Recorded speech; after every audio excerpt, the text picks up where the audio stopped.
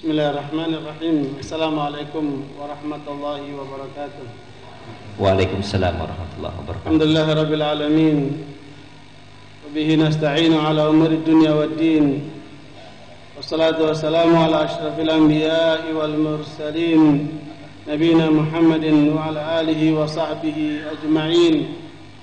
Ya ayyuhalladzina amanu taqullaha haqqa tuqatih wa la tamutunna illa wa antum muslimun. Allahumma la sahla illa ma ja'altahu sahla wa anta taj'al hazna idza syi'ta sahla. Ikhwani wa akhwati fid din rahimani wa rahimakumullah. Pagi hari ini kita akan membedah buku Cerdas Mendampingi Suami. Tapi sebelum membahas buku ini, saya akan menyimpulkan buku ini dari satu ayat yang ada di dalam surat An-Nur ayat yang ke-26. Surat An-Nur ayat yang ke-26. A'udzubillahi minasyaitonir rajim. Al-khabithatu lil-khabithin wal-khabithuna lil-khabithati wat-tayyibatu lit-tayyibin wat-tayyibuna lit-tayyibat. Ulaika mubarra'una mimma yaqulun lahum maghfiratun wa rizqun karim. Bapak Ibu sekalian, ayat ini asbabun nuzulnya tentang Aisyah radhiyallahu anha yang dituduh oleh orang-orang munafik sebagai wanita yang berzina dengan Sofwan bin Mu'attal, yang karena fitnah itu begitu santer dan kuat, Rasulullah SAW ternyata terbawa oleh keadaan itu, sehingga Rasulullah SAW memulangkan Aisyah ke rumah orang tuanya. Sampai Rasulullah SAW berharap akan apa? Turunnya Al-Quran. Dan selama sebulan penuh itu Aisyah menangis terus, sampai matanya itu sembab. Hadis tentang fitnah yang dialami Aisyah ini cukup panjang, dan itu pengalaman yang luar biasa untuk kaum akhwat, sekaligus berhati-hati bagi para suami. Karena terus terang saya menilai dari pengalaman saya, dari pengalaman banyak orang, rusaknya rumah tangga lebih banyak karena faktor eksternal, karena faktor luar.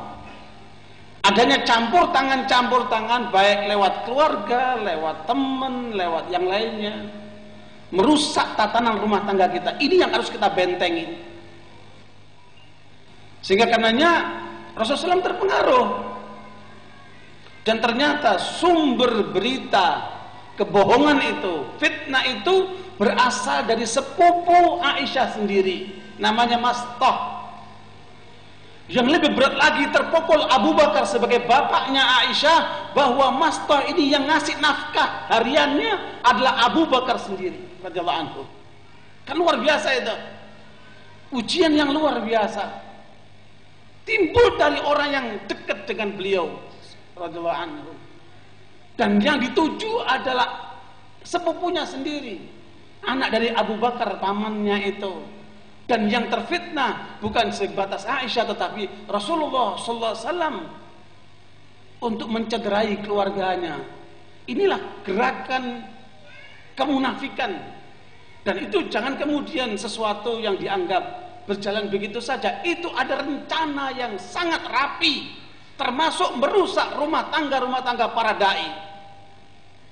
Saya sekedar memberikan contoh, teman saya itu menemukan seorang wanita berjilbab. Ternyata dia adalah seorang wanita yang diutus oleh pihak gereja untuk menyiapkan diri siap menjadi istrinya ustadz, dan dia tetap Kristen. Meskipun kemudian mau jadi istri kedua, mau jadi ketiga, mau jadi ketiga, keempat, nggak apa-apa. Dan ini wanita-wanita dikirim dari Manado, cantik-cantik, putih-putih, pinter. Memang mereka direncanakan untuk bagaimana mereka menjadi perusak rumah tangganya ustadz itu. Artinya ada rencana. Jadi perusakan terhadap rumah tangga keluarga muslimah, terutama mereka yang memegang Islam ini. Dan ini berbahaya sekali. Itu terjadi sejak di masa Rasulullah. Bagaimana ingin mereka merusak rumah tangga Rasulullah dengan cara membuat fitnah seperti itu. Setelah sebulan penuh turunlah Al-Quran yang kemudian membebaskan dari segala tuduhan yang dialami oleh Aisyah, dan kemudian ini adalah sebagai satu pegangan buat kita semuanya, bahwa wanita-wanita buruk untuk lelaki-laki yang buruk. Itu satu tafsir. Satu tafsir, wanita-wanita yang buruk untuk suami-suami yang buruk. Suami-suami yang buruk untuk wanita-wanita yang buruk. Wanita-wanita yang baik untuk suami-suami yang baik. Dan suami-suami yang baik untuk wanita-wanita yang baik. Dan seterusnya. Ini satu tafsir. Jadi kalau melihat tafsir ini, lihatlah kamu itu siapa, ya lihat istrimu. Istrimu itu siapa, ya lihat suamimu. Gitu. Karena mereka istilahnya Al-Quran, hunna libasul lakum wa antum libasul lahunna. Kalian perempuan pakaian buat suamimu, suamimu pakaian buat istrimu. Lah kalau kemudian satu sama lain sudah saling melepas, dan saya menemukan bagaimana istrinya ustazah menelanjangi suaminya yang ustaz. Luar biasa betul itu. Suaminya menelanjangi istrinya, bukan cuma omong-omong di depan umum. Luar biasa, inilah hawa nafsu. Inilah pengaruh setan. Inilah ujian yang luar biasa. Nah, makanya kalau lihat tafsir ini, kita terus harus berbenah diri. Jangan cuma lihat dirimu, tapi lihatlah pasanganmu juga. Jangan kau memperbaiki dirimu, tapi perbaikilah diri pasanganmu juga. Begitu seterusnya. Sekalian, bagaimana suatu rumah tangga akan melahirkan anak-anak yang saleh dan salihah kalau kemudian bapak atau ibunya bermasalah? Makanya kesimpulan buku ini bagus sekali. Di halaman yang keberapa tadi? Ke halaman 15, bahwa penyebab utama permasalahan rumah tangga adalah durhaka kepada Allah.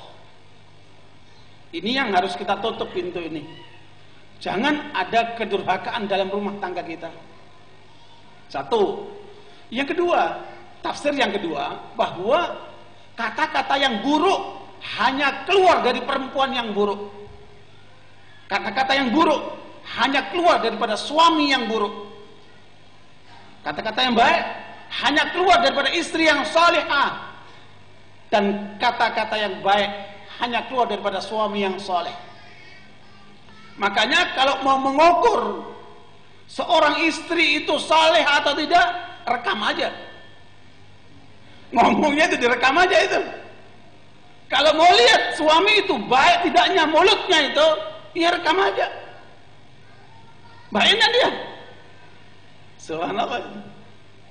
Nah, kalau kita lihat ukuran yang kedua ini, maka inilah yang terjadi dalam ujian-ujian yang dialami oleh banyak keluarga. Suaminya soleh, istrinya rusak. Atau istrinya solehah, suaminya rusak. Ini yang masalah.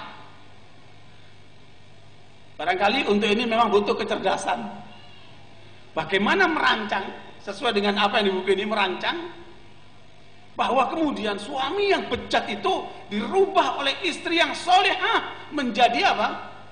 Menjadi soleh. Ada cerita di sini tentang seorang dai terkenal di Saudi Arabia yang awalnya menjadi suami yang bejat, dia dirubah oleh istrinya yang solehah sehingga menjadi dai. Kalau tadi Ustaz Anwar bertanya, ini kalau cerdas buat istri saja, bagaimana suaminya? Saya jawab, memang yang butuh kecerdasan itu istri. Karena istri nggak punya pilihan lain. Kalau suami masih punya pilihan lain.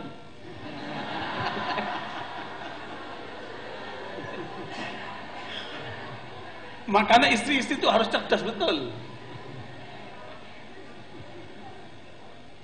Ibu sekalian, bapak sekalian, saya kasih contoh. Ini terjadi dengan kawan saya, ya.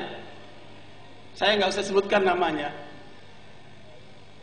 Seorang ustadz udah punya anak segala macam, ingin nikah lagi dia. Dan betul-betul dia menikah. Ya memang di buku ini kelemahannya tidak ada manajemen ta'adud. Terus terang saja. Ini kelemahan buku ini, tidak ada manajemen ta'adud.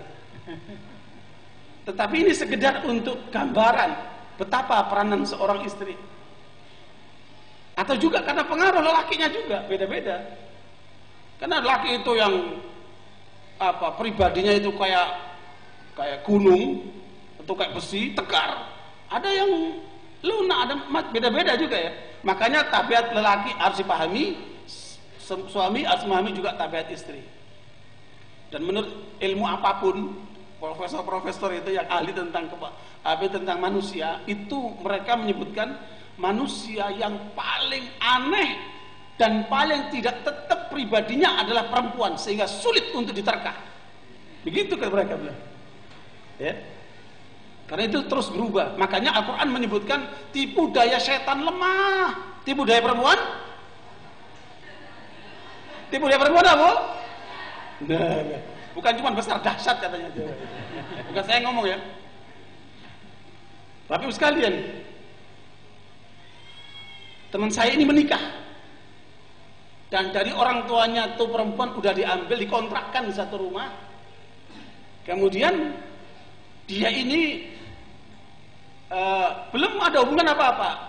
Pulang ke rumah istri pertamanya, dia mengatakan, istriku, alhamdulillah saya sudah nikah lagi. Tolong disiapkan pakaian-pakaian saya akan menuju kepada istri yang kedua.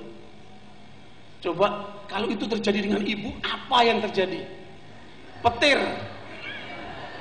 siang bolong, luar biasa bukan? Saya kira ini kalau dites semuanya belum tentu berhasil nih. Iya, luar biasa. Suaminya ini nggak jaga perasaan, nggak pakai apa, langsung aja dia. Apa reaksi istrinya? Dengan tenang, alhamdulillah. Semoga kalau niatmu benar karena Allah mudahkan. Tetapi kalau kamu nggak benar, luruskan niatmu dan bertakwalah kepada Allah. Jangan sampai kamu zalim karena tanggung jawabmu bertambah. Itu istri nasihatin suaminya, tapi sambil nangis. Biasa perempuan kan, senjatanya nangis ya. Sambil nangis dia ngerapiin bajunya sambil ngomong. Terus suami dengerin, melihat istrinya, dia nggak tega. Biasa. Tapi kalau perempuan langsung nentang, kawin lagi tuh laki. Ini lembut, dia jawab dengan baik, disertai tangisan. Kemudian dia siapkan semuanya, berangkat tuh laki, berangkat betul. Assalamualaikum, dicium tangannya tuh suami sama tuh perempuan, dicium. Kemudian dia berangkat. Sepanjang perjalanan menuju istri kedua, padahal menjadi pengantin baru, dia nangis terus tuh suami, nangis terus. Dia sama saya nih, dia nangis terus. Nyampe di rumah istri yang kedua, tidak punya semangat sama sekali sebagai pengantin baru. Luar biasa. Ini nggak ada di buku ini, nggak ada di buku ini. Ya karena buku ini kurang cerdas, menurut saya kurang cerdas, jadi makanya saya tambahin. Ibu sekalian, bapak sekalian, apa yang terjadi? Qadarullah, tuh istri yang kedua lagi men. Udah begitu lagi. Dia tungguin sehari, 2 hari dia tungguin, nggak disentuh di perempuan. Dia diterfikir oleh istri yang pertama. Omongannya, gayanya, nangisnya. Itu terus yang menggila itu dia. Hari ketiga tuh perempuan, udah deh kita nggak jadi, saya antarkan kamu ke rumah orang tuamu, kamu utuh masih perawan. Coba itu luar biasa itu. Nggak jadi bu, luar biasa betul itu. Tapi jarang laki kayak gini bu.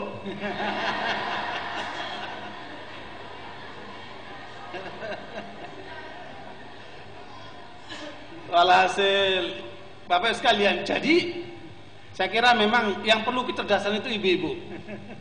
Kalau laki bebel-bebel dikit sih biasa. Ibu sekalian, memang yang kurang pas ini bicara mengenai cerdas mendampingi suami. Isinya kan isi perempuan semua ini kan. Kok yang bicara laki semua ini? Satu masukan ini. Saya nggak tahu apa alasannya, apa biar lebih menggigit atau apa, nggak ngerti saya. Kemudian ibu sekalian, pengarang buku ini kalau kita lihat aslinya, dan saya sayangkan saya nggak dapat buku aslinya, bahasa Arabnya saya nggak dapat. Jadi saya nggak bisa ngecek ini benar nggak semua ini terjemahannya ini, atau tambah-tambahan dari penerjemah atau dari penerbitnya, saya nggak tahu juga, karena nggak ada pembandingnya. Ya. Makanya kalau kita nggak punya pembanding, ya sudah, itu saja. Sama kalau istri cuma satu kan nggak ada pembandingnya ya.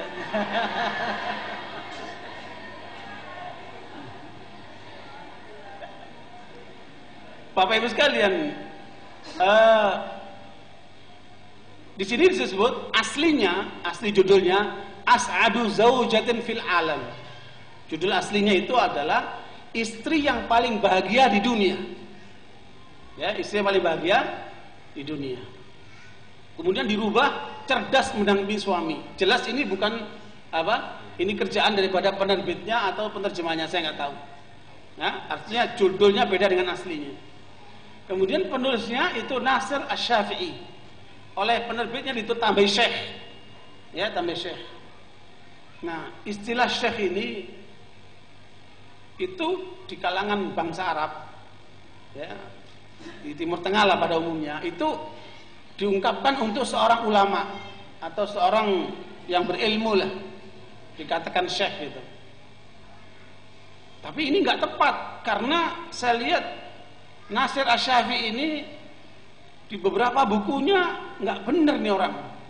Artinya saya yakin dia bukan ulama. Di antaranya dorong orang supaya nonton film. Mana ada ulama yang dorong untuk nonton film? Coba kita lihat namanya halaman 53. Halaman 53. Ya. 53 dia mengatakan apa sih itu? Agar Anda bisa lepas dari orang seperti ini, katakanlah kepadanya bahwa Anda senang menonton film aksi dan olahraga kesayangan Anda adalah gulat. Masa perempuan main gulat? Yang benar aja nih. Iya, halaman 53, ketika seorang istri mendapatkan karakter suami yang pemimpi. Ya. Itu jalan keluarnya adalah disuruh nonton film aksi, dan kemudian sampaikan bahwa Anda itu suka gulat. Saya kira ini nggak akan muncul dari seorang ulama lah kayak gini kan. Kemudian ditambah lagi, memang ada lucunya juga ini. Lucunya pada halaman 53 juga yang di atas. Ketika Anda sebagai menemukan suami yang cinta dengan perempuan lain, maka agar Anda bisa lepas dari orang seperti ini, beritahukanlah kepadanya bahwa ayah Anda adalah jago memanah dan ingin segera mengenalnya. Lucu juga ini. Ya, ungkapan-ungkapan seperti ini tidak keluar dari seorang ulama. Kemudian pada halaman 54 setelahnya, ya, agar Anda bisa lepas dari orang seperti ini, beritahukanlah kepadanya bahwa Laurel dan Hardy adalah film yang paling bagus yang diambil dari sastra dan didedikasikan untuk perfilman. Jadi ini rupanya pengarangnya suka nonton film ini. Ya. Jadi saya meragukan ini ke ulamanya nih. Sampai kenal gitu. Kalau orang nonton film kan nonton begitu aja biasanya kan. Tetapi kalau ini sampai paham betul tentang Laurel, tentang Hardy, apa isinya saya juga nggak tahu. Kemudian pada halaman 98, maaf ini karena beda buku ya, kita harus mengacu kepada buku dulu nih. Ya, nanti ada tambah-tambah dari saya. Halaman 98 pada bagian yang bawah, beberapa paragraf paling bawah, bahwa seperti mengganti rambut Anda bisa memakai gaya rambut yang pendek. Ulama tidak akan menganjurkan wanita untuk menggunakan rambut pendek. Makanya saya ragu ini ulama ini. Makanya nggak pantas dia jadi syekh. Ya, jelas itu ya. Ada mendorong orang perempuan supaya apa? Menggunakan rambut yang pendek. Padahal kalau kita lihat dalil-dalil hadis-hadis Nabi dan sebagainya, keterangan para ulama, mereka tidak menganjurkan sedikit pun untuk wanita untuk memendekkan rambut, tapi yang ada riwayat yaitu apa? Hanya mengatur, tidak sampai memendekkan. Bahkan dulu wanita-wanita itu mereka bangga kalau rambutnya itu panjang. Hanya beda mungkin beda ini syekhnya ini syekh yang lain. Ya. Sebab ada istilah di sebagian kota di Arab, itu syekh itu tidak hanya untuk ulama gitu. Nah, ini cerita ada seorang kawan datang mengunjungi ke rumah salah seorang Arab, diundang makan gitu. Tiba-tiba ada kucing yang gaduh gitu, ganggu gitu. Tiba-tiba orang Arab ini ngomong, "Ya Syekh." Ya Allah, kaget dia. Ternyata kucing dipanggil Syekh juga di sini, kata dia gitu. Jadi apa? Syekh ini ternyata di sebagian tempat tidak harus menggambarkan apa? Ulama. Tapi kalau di sini maksudnya jelas ulama ini. Karena orang Indonesia yang buat gini kan. Ya, barakallahu fikum. Bapak Ibu sekalian, buku ini juga kalau dikatakan ilmiah dalam kategori standar akademis perguruan tinggi, itu tidak masuk kategori ilmiah. Karena apa? Nggak nyebutkan referensinya sama sekali. Ya memang dia ini mengungkapkan secara konseptual dan faktual, hanya kemudian ini referensinya tidak disebutkan sama sekali. Ya, ini secara akademis ini agak ini mengandung kelemahan secara metodologis. Kemudian pengarang buku ini rupanya, setelah saya dalam ini, dia ini ingin menggabungkan antara metode gaya hidup orang Arab dan gaya hidup orang bule, ya, antara Arab dan Barat gitu ya. Nah, kita tentunya harus bisa memilah-milah bukan Arab, bukan Baratnya, tetapi sesuaikah dengan aturan Islam atau tidaknya, ya. Seperti dia ungkapkan tentang masalah bunga. Saya juga baru tahu ini ada bahasa bunga-bunga kayak begini nih. Ya. Itu ada halaman 106 sampai 108. Ya. Bahwa ternyata warna bunga memiliki makna tersendiri. Kemudian tangkai bunga ada 2-3 memiliki makna tersendiri. Jenis bunga juga memiliki makna tersendiri. Ini saya tahu bahasa ini ada pada bahasa intelijen. Ya, bahasa intelijen itu bahasa isyarat semua. Tapi rupanya bahasa bunga menjadi bagian dan ini saya yakin tidak dari Arab nih. Ya, karena di negeri Arab itu bunga jarang. Yang ada di negeri-negeri Barat kan. Nah, barangkali diadopsi dari apa? Dari budaya Barat. Tetapi itu tidak bertentangan kalau memang sifatnya hanya untuk ungkapan penghormatan, ya. Sebab di negara Barat itu kalau orang memberikan bunga itu suatu hal yang luar biasa nilainya, karena barangkali itu ada kaitan dengan ajaran-ajaran mereka. Ya, terutama ada pada hari ibu, mereka ada hari ibu, seorang anak bawa bunga kepada orang tuanya, ibunya, untuk menyatakan hormat. Habis itu nggak ketemu lagi setahun lagi. Ya. Jadi itu adalah suatu ungkapan kasih sayang yang dilakukan setahun sekali. Kemudian Bapak sekalian, ada bagian buku ini yang kategorinya itu sensitif, tetapi tidak tuntas. Yaitu pada halaman 100. Coba Ibu Bapak lihat halaman 100. Pada bagian di atasnya tangan itu, di atas tangan. Tidak ada hal yang lebih disenangi oleh pria daripada wanita yang ingin melakukan hubungan seksual dengan terlebih dahulu. Ini dalam adat Indonesia ini nggak jalan ini. Mas, ayo dong mas tidur bareng mas. Itu nggak jalan. Tapi menurut buku ini, itulah perempuan yang ideal. Jadi istrinya yang minta dulu. Dan ini pun tidak tuntas. Bapak Ibu sekalian, buku ini pentingnya itu terutama pada saat sekarang ini perceraian di Indonesia itu mencapai 300% dan tertinggi di seluruh ASEAN. Indonesia sekarang menempati perceraian tertinggi di seluruh ASEAN. Sehingga karenanya buku ini menjadi penting untuk apa? Meredam jangan sampai timbul perceraian atau gejolak. Karena adanya dua kelompok tadi itu. Suaminya buruk, istrinya solihah, atau istrinya solihah, suaminya apa? Buruk. Ini yang harus kita pecahkan bagaimana supaya tidak terjadi perceraian. Kalau istrinya soleh, suaminya soleh, nggak ada masalah lah itu. Ya. Nah, makanya bagaimana mensiasati hal-hal seperti itu? Maka buku ini menjadi penting. Ternyata dalam penelitian di Indonesia dari 100, ini yang nggak ada di buku ini ya, tambahan, dan itu dianggap oleh sebagian laki, dan ini kelemahan banyak orang laki tidak memperhatikan bahwa ternyata dari 100 suami istri yang menikah itu perempuannya, istrinya yang puas cuma 20%, yang 80% tidak puas dengan suaminya. Dan ini bahaya ini kalau tidak dicarikan jalan keluarnya. Ya, makanya suami-suami itu perlu menyadari atas hal ini, tetapi peran istri harus cerdas. Di mana letaknya?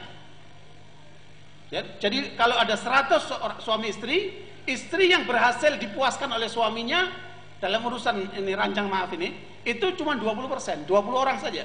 Nah, yang 80 itu gagal. Nah, tentunya yang ada di ruangan ini jangan sampai mengalami itu. Caranya bagaimana? Bapak Ibu sekalian, kekuatan itu ada 3. Sumbernya itu ada 3. Kenapa banyak lelaki itu pada loyo tidak bisa melepaskan suami, melepaskan istri? Karena apa? Pertama, makanannya tidak bergizi. Makanya peranan ibu-ibu berikan makan yang bergizi untuk suaminya. Jangan setiap kali kasih mie melulu lagi. Mas, ya, karena nggak ada apa mie lagi. Bagaimana kalau loyo itu suami dikasih mie melulu? Itu pertama, masalah makanan. Kemudian yang kedua, menyangkut masalah istirahatnya. Orang laki itu kalau istirahatnya nggak cukup pasti akan lemah. Makanya istirahatnya harus cukup. Maka berikanlah kesempatan istirahat yang cukup kepada apa? Kepada suami itu. Kemudian yang ketiga, faktor yang ketiga, ya selain apa ini makanan, istirahat yang cukup, pikirannya tenang. Kalau kemudian suami itu dalam kondisi tidak tenang, tidak akan pernah bisa memuaskan istrinya. Maka bikin ketenangan dalam diri suami itu. Makanya ingatkan pada suami, masalah kantor jangan dibawa ke rumah. Ya. Dan termasuk yang diingatkan oleh buku ini, banyak ibu-ibu membawa pikiran-pikiran sebelum nikah ke dalam pernikahan. Ibu-ibu membawa pikiran orang-orang lain ke dalam rumah tangganya.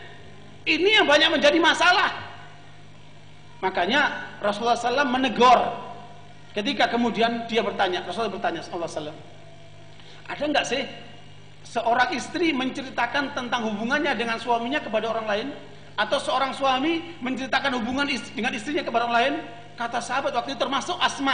Asma ini perempuan yang paling berani menyampaikan Rasulullah SAW. Iya ya Rasulullah, itulah kenyataannya.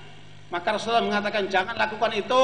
Kalau kamu lakukan itu berarti setan ketemu syaitana di tengah jalan seperti orang melihat apa yang terjadi. Na'udzubillah min dzalik. Makanya rahasia rumah tangga tidak boleh ada orang lain tahu kecuali suami istri. Rusaknya rumah tangga ketika kemudian rahasia ini melebar kemana-mana. Kedua, ketika ada masalah dalam rumah tangga, selesaikan berdua, jangan melibatkan orang lain dulu. Kalau perlu hanya di kamar berdua. Dan ibu-ibu saya ingatkan, ketika ada masalah dalam rumah tangga, jangan meninggalkan rumah. Ya, apalagi kalau bisa jangan sampai tidur sebelum selesai masalah rumah tangga itu. Luar biasa itu. Ya. Dan sebaik-baik istri adalah yang pemaaf. Pemaaf terhadap suaminya. Kadang-kadang gengsi, tapi kalahkan gengsi itu. Insya Allah demi keutuhan rumah tangga. Bapak sekalian, yang kemudian buku ini membuat semacam garis demarkasi ya untuk menyelamatkan banyak rumah tangga, yaitu pada halaman 15 Nabi bersabda, wanita mana saja yang meminta cerai kepada suaminya tanpa sebab yang syar'i, wangi surga haram baginya. Ini banyak sekarang perempuan-perempuan karena sedikit masalah dengan suaminya minta cerai. Sedikit masalah dengan suaminya minta cerai. Ya. Nah, jalan yang terbaik adalah kendalikan emosimu, wahai para akhwat. Karena itulah yang dinasihatkan Rasulullah, la taghdab, jangan marah. Itulah yang dinasihatkan oleh Abu Darda kepada istrinya ketika pertama kali menikah. Abu Darda mengatakan kepada istrinya, kita sepakat kalau saya marah, kamu jangan marah. Kalau kamu marah, saya gantian tidak marah. Kalau saya marah, kamu marah bersamaan. Betapa cepatnya kita akan berpisah. Bukankah rumah tangga itu berantakan karena apa?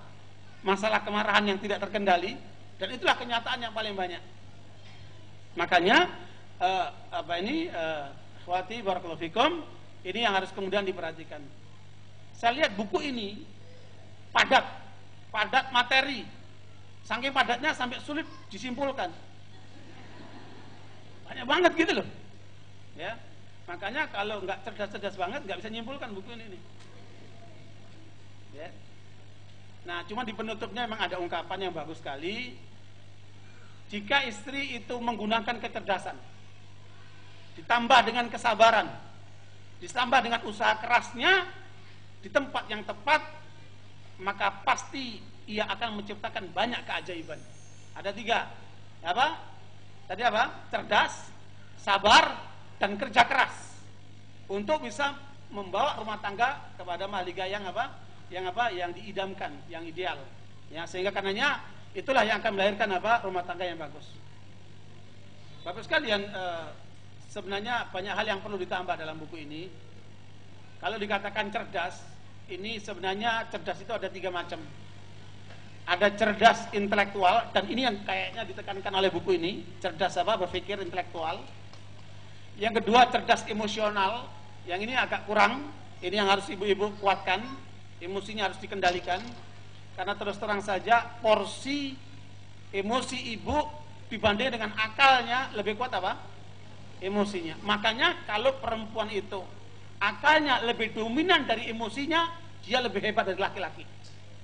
Kalau laki-laki itu emosi dan akalnya seimbang, tetapi kalau perempuan emosinya lebih dominan daripada akalnya. Makanya kalau perempuan akalnya lebih dominan daripada emosinya, itulah yang dialami oleh Ratu Saba. Ya kan? Hebat banget dia. Timbul sebagai wanita yang cerdas dan kemudian mengalahkan emosinya. Bahkan kemudian mengalahkan kaum lelaki itu. Nah, bagaimana ibu-ibu seperti itu? Kemudian yang ketiga, cerdas spiritual.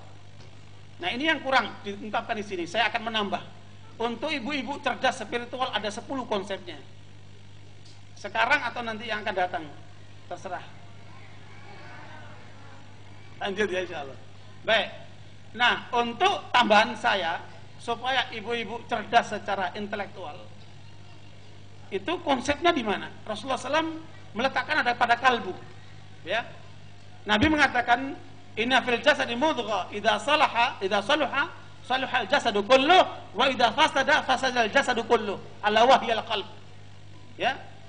Bahwa di dalam diri manusia ada segumpal darah. Kalau dia baik, baiklah dia. Kalau dia rusak, rusaklah dia. Itulah kalbu. Makanya secerdas apapun otak kita, secerdas apapun emosi kita, kalau kalbu ini tidak cerdas, maka rusak semuanya. Ya, sehingga karenanya bagaimana untuk mencapai kecerdasan ini? Suatu kali Luqman Hakim ini adalah hamba Allah yang saleh, diminta oleh bosnya, tolong kamu sembelih kambing dan ambil bagian yang terbaik dari kambing itu. Maka Luqman Hakim mengambil hatinya si kambing itu dan kemudian lisannya. Kemudian dia berikan dua-duanya ini. Baik, ini yang kamu anggap terbaik dari kambing itu. Sekarang potong kambing lagi, ambil bagian yang terburuk dari kambing itu. Potong lagi kambing, diambil yang serupa, yaitu kalbunya dan lisannya, itu diberikan. Kemudian ditanya, kenapa kamu ambil yang terbaik itu kalbu dan lisan, dan yang terburuk adalah kalbu dan lisan? Sebenarnya pengendali manusia yang terbaik adalah ini, yang merusak manusia terbaik, yang terburuk adalah ini. Makanya ini menjadi pelajaran buat kita sekalian. Lihat, kalau ibu itu kalbunya rusak, mulutnya dol. Dol itu apa? Seperti kaset robeng. Subhanallah. Akhirnya apa? Membuat suami nggak betah di rumah. Ya, itu adalah karena apa? Kecerdasan spiritualnya tidak bagus. Nah, untuk itu ada 10 konsepnya yang nggak ada di buku ini. Ibu catat Bu ya. Ibu hafalkan, ibu praktekkan. Ya. Yang pertama, isilah hidupmu dengan Allah. Isilah hidupmu dengan Allah, taatlah kepada Allah. Kenalilah Allah. Ya, kenali Allah dan taat kepada Allah. Itu yang pertama. Ya, Bu. Yang pertama apa? Kenalilah Allah dan taatlah selalu kepada Allah. Maka kalbu ini harus kita isi, cintailah suamimu karena Allah. Gitu, Bu. Ibu-ibu kalau mencintai suaminya karena Allah, seburuk apapun suami itu tidak berpengaruh. Tidak suka banding-bandingkan dengan suami orang lain. Ya. Makanya kalbu ini harus sehat, Bu. Ya, kenali Allah dan taatlah kepada Allah. Jadikan suami Anda cintai karena Allah. Yang kedua, konsep yang kedua, pelajarilah tentang Rasulullah dan taatlah kepada Rasulullah. Ya, pelajarilah tentang Rasulullah dan ikutilah Rasulullah. Ya, pelajarilah Rasulullah dan ikutilah Rasulullah. Semua pelajaran baik ada pada Rasulullah. Rasulullah mengatakan khairukum li ahli wa ana khairukum li ahli. Sebaik-baik laki adalah yang terbaik kepada istrinya, dan sebaik-baik saya terhadap istriku, sebaik-baik keluargaku adalah saya kepada istriku. Makanya itu menjadi pelajaran penting baik untuk bapak-bapak ataupun ibu-ibu. Ambillah pelajaran dari kehidupan Rasulullah sallallahu alaihi wasallam. Kemudian yang ketiga, pelajarilah Al-Quran.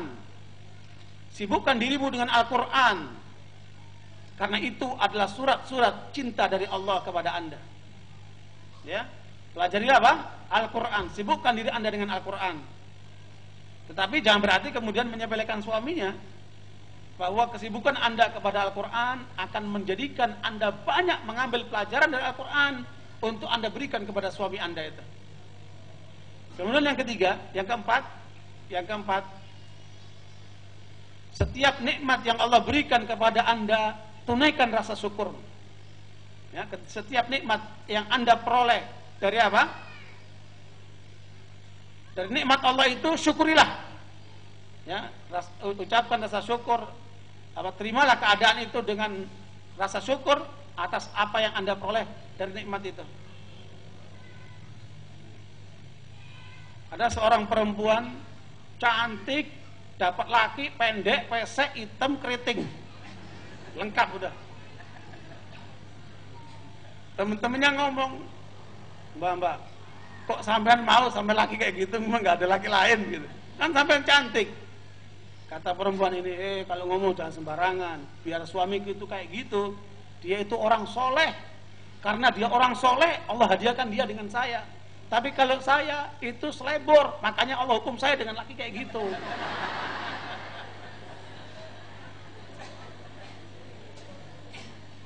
Ya udah, Anda telah memutuskan, itulah suami Anda, itulah yang terbaik buat Anda. Jangan lirik yang lainnya. Syukurilah itu, ya. Jadi mensyukuri nikmat Allah. Kemudian yang kelima, ketahuilah Anda hidup ada batasnya, yaitu kematian. Ya. Untuk itu siapkan untuk kematian Anda. Jadi jangan mikirkan laki melulu. Yang perempuannya, yang laki mikirnya perempuan melulu. Perhatikan Anda bakal mati. Untuk apa persiapan yang sudah Anda lakukan untuk kematian Anda itu?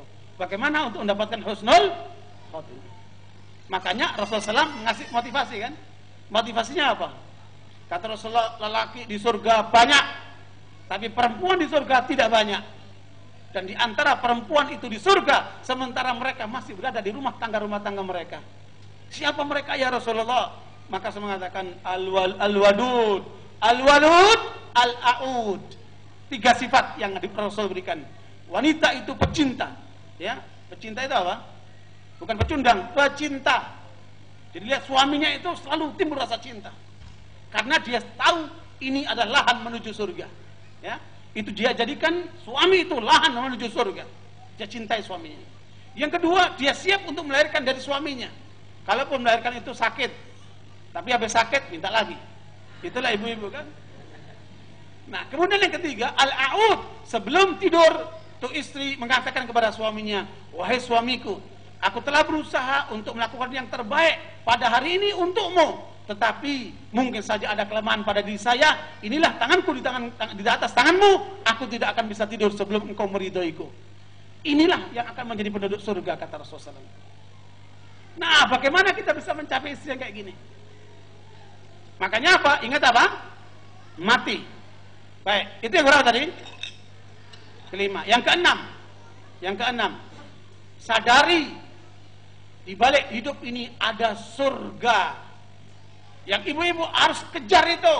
Bagaimana mencapai surga itu? Rasulullah mengatakan, lihatlah suamimu, dialah surgamu atau nerakamu.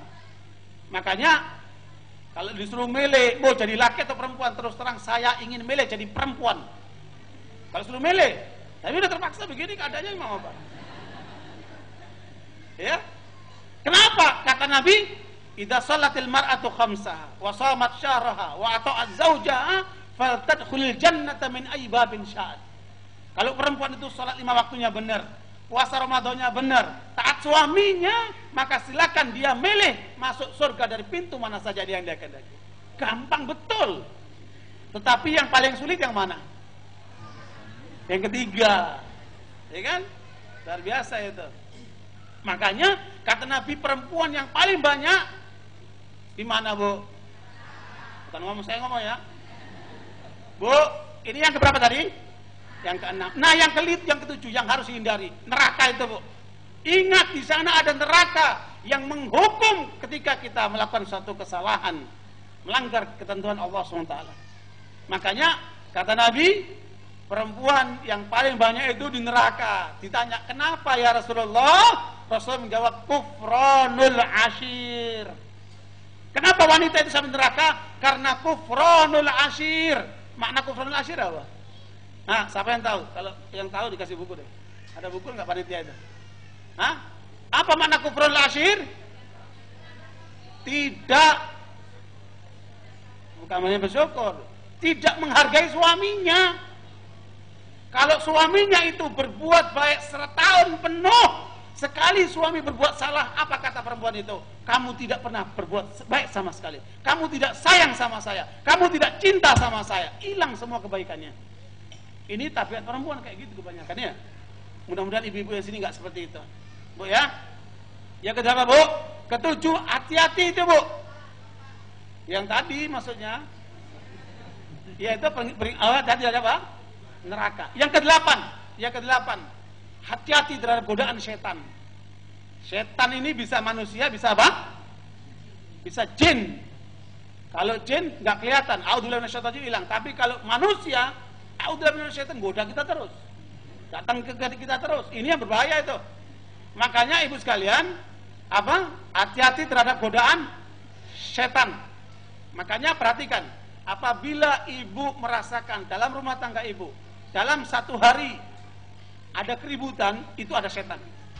Kalau ada seminggu masih ada keributan, itu ada setan. Sebulan ada keributan, ada setan. Begitulah seterusnya.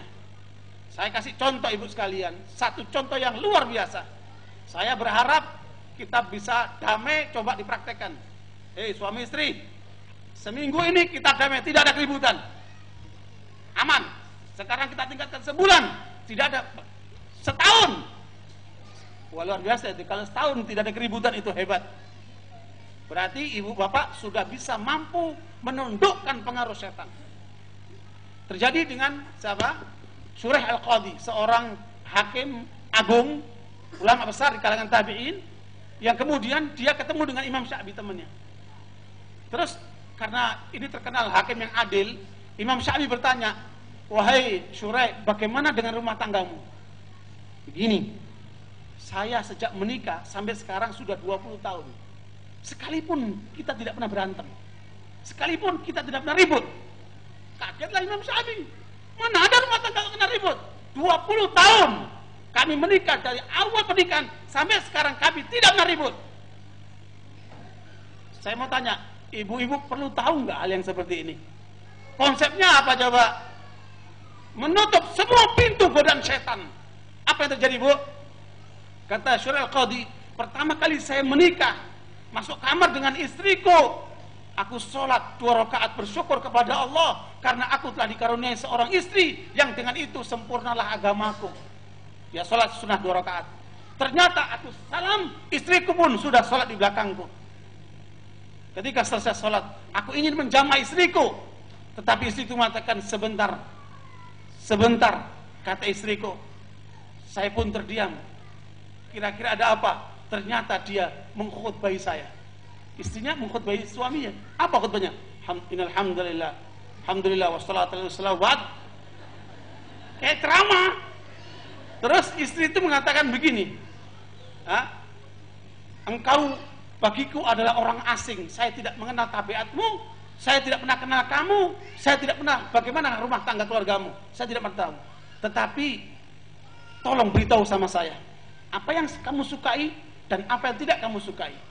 Insya Allah saya akan melaksanakan apa yang kamu sukai dan meninggalkan apa saja yang tidak kamu sukai. Wassalam. Pendek banget kan?